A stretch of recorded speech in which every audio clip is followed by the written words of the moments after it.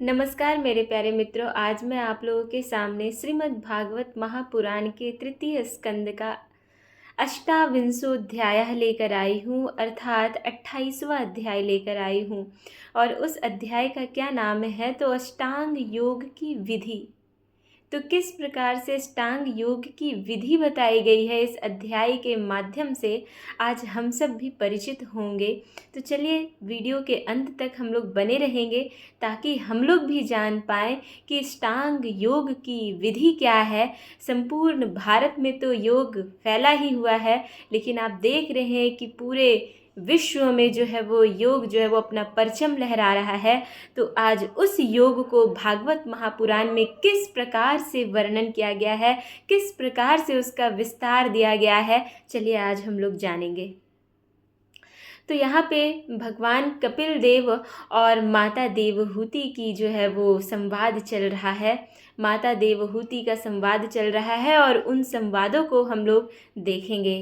तो कपिल भगवान कहते हैं कि माता जी, अब मैं तुम्हें सबीज सबीज अर्थात ध्येय स्वरूप के आलंबन से युक्त, जो ध्येय स्वरूप अर्थात ध्यान लगाना है उस पे, है ना, किसी एक चीज़ पे ध्यान लगाना है, उस आलंबन से युक्त योग का लक्षण बतलाता हूँ, जिसके द्वारा चित्त शुद्ध एवं प्रसन्न होकर परमात्मा के मार्ग में प्रवृत्त हो जाता है। यथाशक्ति शास्त्र विहित स्वधर्म का पालन करना तथा शास्त्र विरुद्ध आचरण का परित्याग करना, प्रारब्ध के अनुसार जो कुछ मिल जाए उसी में संतुष्ट रहना, आत्मज्ञानियों के चरणों की पूजा करना, विषय वासनाओं को बढ़ाने वाले कर्मों से दूर रहना, संसार बंधन से छुड़ाने वाले धर्मों में प्रेम करना, पवित्र रहना और परिमित भोजन करना अर्थात अल्प भोजन करना, निरंतर एकांत रहना और निर्भय स्थान में रहना, मन वाणी और शरीर से किसी जीव को न सताना, सत्य बोलना, चोरी ना करना, आवश्यकता से अधिक वस्तुओं की संग्रह ना करना, ब्रह्मचर्य का पालन करना, तपस्या करना, है ना, बाहर भीतर से पवित्र रहना, शास्त्रों का अध्ययन करना, भगवान की पूजा करना, वाणी का संयम करना, वाणी को संयमित रखना, उत्तम आसनों का अभ्यास करके स्थिरता पूर्वक बैठना, धीरे धीरे प्राणायाम के द्वारा श्वास को जीतना, इंद्रियों को मन के द्वारा विषयों से हटाकर अपने हृदय में लगाना, मूलाधार आदि किसी एक केंद्र में मन के सहित प्राणों को स्थिर करना, निरंतर भगवान की लीलाओं का चिंतन और चित्त को समाहित करना, इनसे तथा व्रत दान आदि दूसरे साधनों से भी सावधानी के साथ प्राणों को जीतकर बुद्धि के द्वारा अपने कुमार्गगामी दुष्ट चित्त को धीरे धीरे एकाग्र करना, परमात्मा के ध्यान में लगावे। इस प्रकार से जो है वो बताया जा रहा है कि इन सभी चीज़ों को ध्यान में रखते हुए परमात्मा के ध्यान में आप अपने चित्त को लगाएं, आप अपने ध्यान को लगाएं। पहले आसन को जीते, फिर प्राणायाम के अभ्यास के लिए पवित्र देश में कुश मृग चर्म आदि से युक्त आसन बिछावें। उस पर शरीर को सीधा और स्थिर रखते हुए सुखपूर्वक बैठकर अभ्यास करें। आरंभ में बाएं नासिका से पूरक, कुंभक और रेचक करें, फिर इसके विपरीत दाहिनी नासिका से प्राणायाम करके प्राण के मार्ग का शोधन करें, जिससे चित्त स्थिर और निश्चल हो जाए। जिस प्रकार वायु और अग्नि से तपाया हुआ सोना अपने मल को त्याग देता है, उसी प्रकार जो योगी प्राण वायु को जीत लेता है उसका मन बहुत ही शीघ्र शुद्ध हो जाता है। अतः योगी को उचित है कि प्राणायाम से वात पित्त आदि जनित दोषों को, धारणा से पापों को, प्रत्याहार से विषयों के संबंधों को और ध्यान से भगवत विमुख करने वाले राग द्वेष आदि दुर्गुणों को दूर करे।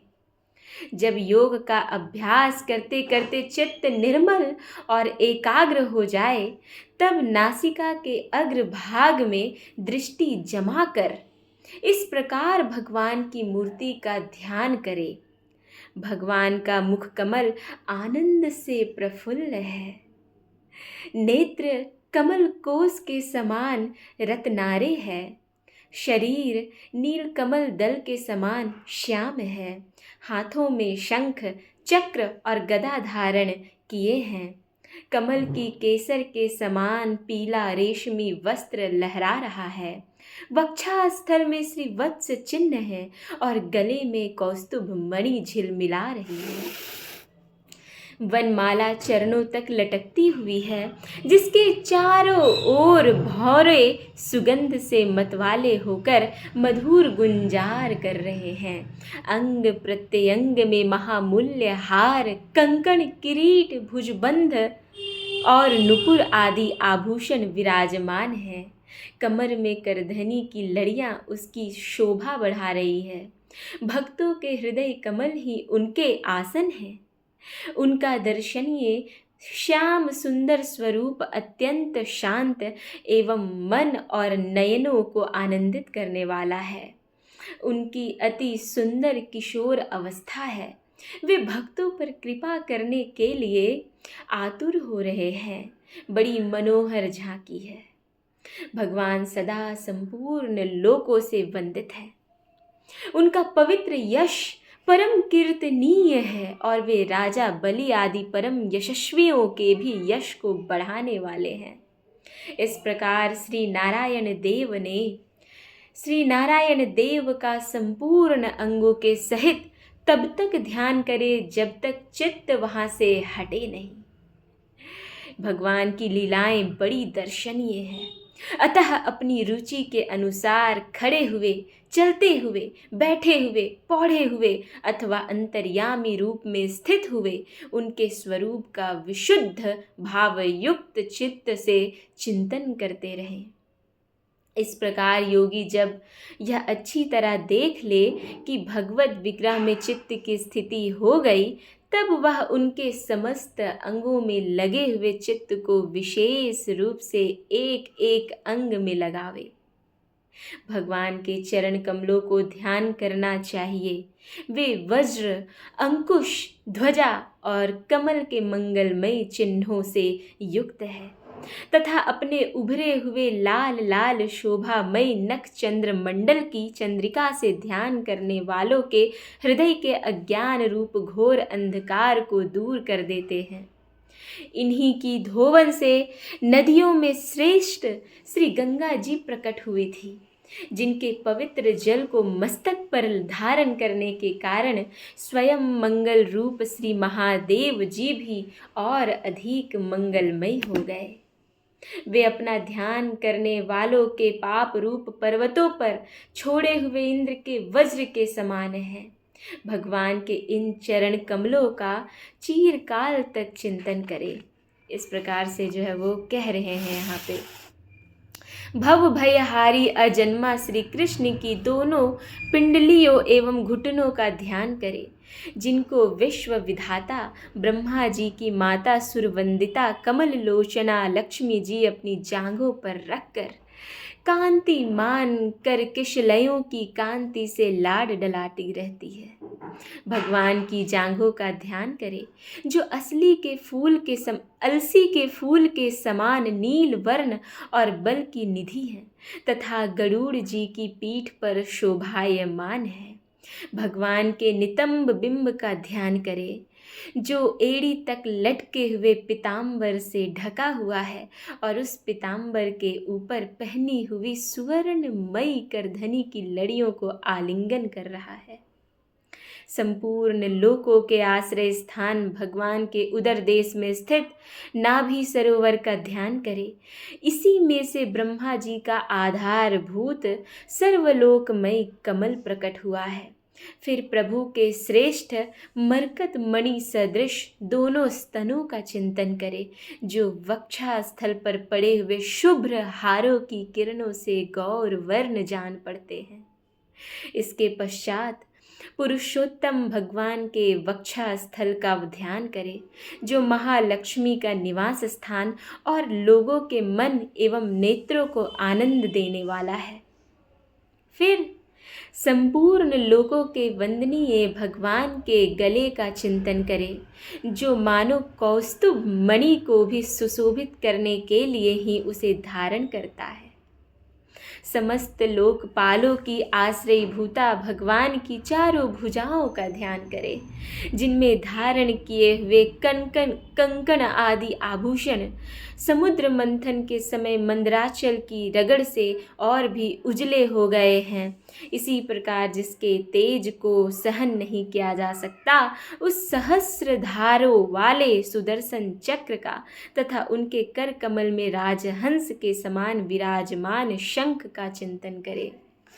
फिर विपक्षी वीरों के रुधिर से सनी हुई प्रभु की प्यारी कौमोद की गदा का, भौरों के शब्द से गुंजायमान वनमाला का और उनके कंठ में सुशोभित संपूर्ण जीवों के निर्मल तत्व रूप कौस्तुभ मणि का ध्यान करें। बताया जा रहा है कि इस जगत के निर्लेप, निर्गुण, निर्मल तथा स्वरूप भूत आत्मा को कौस्तुभ मणि के रूप में भगवान धारण करते हैं। ये नहीं कि कुछ मोती, कुछ मूंगा, ये सब नहीं। वो कौस्तुभ मणि के रूप में निर्लेप, निर्गुण, निर्मल तथा स्वरूप भूत आत्मा को कौस्तुभ मणि के रूप में जो है वो अपने में धारण करते हैं। तो उसका ध्यान करने के लिए बताया जा रहा है। भक्तों पर कृपा करने के लिए ही यहाँ साकार रूप धारण करने वाले श्री हरि के मुख कमल का ध्यान करें, जो सुघड़ नासिका से सुशोभित और झिलमिलाते हुए मकराकृत कुंडलों के हिलने से अतिशय प्रकाशमान स्वच्छ कपोलों के कारण बड़ा ही मनोहर जान पड़ता है। काली काली घुंघराली अलकावली से मंडित भगवान का मुखमंडल अपनी छवि के द्वारा भ्रमरों से सेवित कमल कोश का भी तिरस्कार कर रहा है और उसके कमल सदृश विशाल एवं चंचल नेत्र उस कमल कोश पर उछलते हुए मछलियों के जोड़े की शोभा को मात कर रहे हैं। उन्नत भ्रूलताओं से सुशोभित भगवान के ऐसे मनोहर मुखार विंद की मन में धारणा करके आलस्य रहित होकर उसका ध्यान कीजिए। हृदय गुहा में चीरकाल तक भक्ति भाव से भगवान के नेत्रों की चितवन का ध्यान करना चाहिए, जो कृपा से और प्रेम भरी मुस्कान से क्षण क्षण अधिकाधिक बढ़ती रहती है, विपुल प्रसाद की वर्षा करती रहती है और भक्त जनों के अत्यंत घोर तीनों तापों को शांत करने के लिए ही प्रकट हुई है। श्री हरि का हास्य प्रणत जनों के तीव्र से तीव्र शोक के अश्रु सागर को सुखा देता है और अत्यंत उदार है। मुनियों के हित के लिए, कामदेव को मोहित करने के लिए ही अपनी माया से श्री हरि ने अपने भ्रूमंडल को बनाया है। उनका ध्यान करना चाहिए। अत्यंत प्रेमाद्र भाव से अपने हृदय में विराजमान श्री हरि के खिलखिलाकर हंसने का ध्यान करें, जो वस्तुतः ध्यान के योग्य हैं तथा जिसमें ऊपर और नीचे के दोनों होठों की अत्यधिक अरुण कांति के कारण उनके कुंदकली के समान शुभ्र छोटे छोटे दांतों पर लालिमा सी प्रतीत होने लगी है। इस प्रकार ध्यान में तन्मय होकर उनके सिवा किसी अन्य पदार्थ को देखने की इच्छा न करें। इस प्रकार के ध्यान के अभ्यास से साधक का श्री हरि में प्रेम हो जाता है। उसका हृदय भक्ति से द्रवित होने लग जाता है। शरीर में आनंदाती रेक के कारण रोमांच होने लग जाता है। उत्कंठा जनित प्रेमाश्रुओं की धारा में वह बारंबार अपने शरीर को नहलाता है और फिर मछली पकड़ने के कांटे के समान श्री हरि को अपनी ओर आकर्षित करने के साधन रूप अपने चित्त को भी धीरे धीरे ध्येय वस्तु से हटा लेता है। जैसे तेल आदि के चुक जाने पर दीप शिखा अपने कारण रूप तेजस तत्व में लीन हो जाती है, वैसे ही आश्रय, विषय और राग से रहित होकर मन शांत ब्रह्माकार हो जाता है। इस अवस्था के प्राप्त होने पर जीव गुण प्रवाह रूप देहादि उपाधि के निवृत्त हो जाने के कारण ध्याता, ध्येय आदि विभाग से रहित एवं अखंड परमात्मा को ही सर्वत्र अनुगत देखता है। योगाभ्यास से प्राप्त हुई चित्त की इस अविद्या रहित लय रूप निवृत्ति से अपनी सुख दुख रहित ब्रह्म रूप महिमा में स्थित होकर परमात्म तत्व का साक्षात्कार कर लेने पर वह योगी जिस सुख दुख के भोक्तृत्व को पहले अज्ञानवश अपने स्वरूप में देखता था, उसे अब अविद्याकृत अहंकार में ही देखता है। जिस प्रकार मदिरा के मद से मतवाले पुरुष को अपनी कमर पर लपेटे हुए वस्त्र के रहने या गिरने की कुछ भी सुधि नहीं रहती, कुछ भी ध्यान नहीं रहता, उसी प्रकार चरमावस्था को प्राप्त हुए सिद्ध पुरुषों को भी अपनी देह के बैठने उठने अथवा दैववश कहीं जाने या लौटने आने के विषय में कुछ भी ज्ञान नहीं रहता, क्योंकि वह अपने परमानंदमयी स्वरूप में स्थित है। उसका शरीर तो पूर्व जन्म के संस्कारों के अधीन है, अतः जब तक उसका आरंभक प्रारब्ध शेष है, तब तक वह इंद्रियों के सहित जीवित रहता है। किंतु जिसे समाधि पर्यंत योग की स्थिति प्राप्त हो गई है और जिसने परमात्म तत्व को भी भली भांति जान लिया है, वह सिद्ध पुरुष पुत्र कलत्रादि के सहित इस शरीर को स्वप्न में प्रतीत होने वाले शरीर के समान फिर स्वीकार नहीं करता, फिर उसमें अहंता ममता नहीं करता। जिस प्रकार अत्यंत स्नेह के कारण पुत्र और धन आदि में भी साधारण जीवों की आत्मबुद्धि रहती है, किंतु थोड़ा सा विचार करने से ही वे उनसे स्पष्टतया अलग दिखाई देते हैं, उसी प्रकार जिन्हें यह अपना आत्मा मान बैठता है, उन देह आदि से भी उनका साक्षी पुरुष पृथक ही है। जिस प्रकार जलती हुई लकड़ी से भी अग्नि वास्तव में पृथक ही है, उसी प्रकार भूत, इंद्रिय और अंतःकरण से उनका साक्षी आत्मा अलग है, तथा जीव कहलाने वाले उस आत्मा से भी ब्रह्म भिन्न है। जिस प्रकार देह दृष्टि से जरायुज, अंडज, स्वेदज और उद्भिज चारों प्रकार के प्राणी पंचभूत मात्रा है, उसी प्रकार संपूर्ण जीवों में आत्मा को और आत्मा में संपूर्ण जीवों को अनन्य भाव से अनुगत देखे। जिस प्रकार एक ही अग्नि अपने पृथक पृथक आश्रयों में उनकी विभिन्नता के कारण भिन्न भिन्न आकार का दिखाई देता है, उसी प्रकार देव, मनुष्य आदि शरीर में रहने वाला एक ही आत्मा अपने आश्रयों के गुण भेद के कारण भिन्न भिन्न सा प्रतीत होता है। मेरे प्यारे मित्रों, आत्मा एक है, लेकिन वो अलग अलग जीवों में निवास करने के कारण आत्मा भिन्न भिन्न मुझे जो है वो प्रतीत होता है। अतः भगवान का भक्त जीव के स्वरूप को छिपा देने वाला, कार्य कारण रूप से परिणाम को प्राप्त हुई भगवान की इस अचिंत्य शक्तिमयी माया को भगवान की कृपा से ही जीतकर अपने वास्तविक स्वरूप ब्रह्म रूप में स्थित हो जाता है।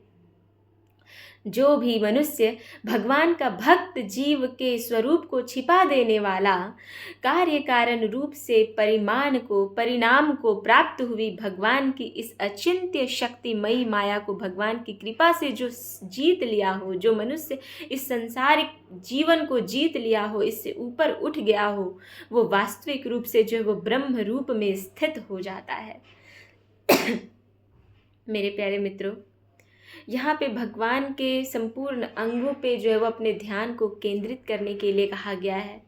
उसके बाद जब उनके संपूर्ण अंगों पे आप एक बार नज़र डाल लीजिएगा, उसके बाद उनके प्रत्येक अंग में ध्यान लगाना है, एक एक अंग में, फिर उसके बाद विस्तार से ध्यान लगाना है। और ध्यान लगाते लगाते जब आपके मन उनकी ओर डूब जाएगा, भगवान की ओर आपके मन जब चले जाएंगे, आपका चित्त जब एकाग्र हो जाएगा उनकी ओर, तो आप जो है वो एक वास्तविक स्वरूप ब्रह्म रूप में आप स्थित हो जाइएगा। इस अध्याय में आप यही बस चिंतन कीजिए कि एक भगवान का मूर्ति अपने दिमाग में स्थापित कीजिए और उनके प्रत्येक अंगों को आप अपने मस्तिष्क में चलाते रहिए, चलाते रहिए, चलाते रहिए। जब आपके मस्तिष्क में पूरा उनके चित्र बन जाएंगे भगवान के, उसके बाद आपको क्या करना है, तो धीरे धीरे फिर से वापस उनके एक एक अंगों पे जो है वो आपको ध्यान केंद्रित करते जाना है। और जब आप ध्यान केंद्रित कर लीजिएगा तो वास्तव में आपको जो है वो बिल्कुल आपको उनका साक्षात्कार होगा, बिल्कुल आपको उनको परम पद की प्राप्ति होगी। नमो नमः मेरे प्यारे मित्रों। अगर आपको मेरी कथा थोड़ी सी भी समझ आई हो तो कृपया करके आप लोगों तक पहुंचाइए, प्रचार प्रसार कीजिए। और मैं आप लोग से अधिक तो अब नहीं कह सकती हूँ, लेकिन धर्म का प्रचार करना हमारा ही सबसे बड़ा धर्म है, ऐसा हमारे श्रेष्ठ जन लोग कहते हैं। तो आप भी इससे वंचित ना रहें और लोगों तक पहुँचाएं। नमो नमः। नमः संस्कृताय। ओम नमो भगवते वासुदेवाय नमः।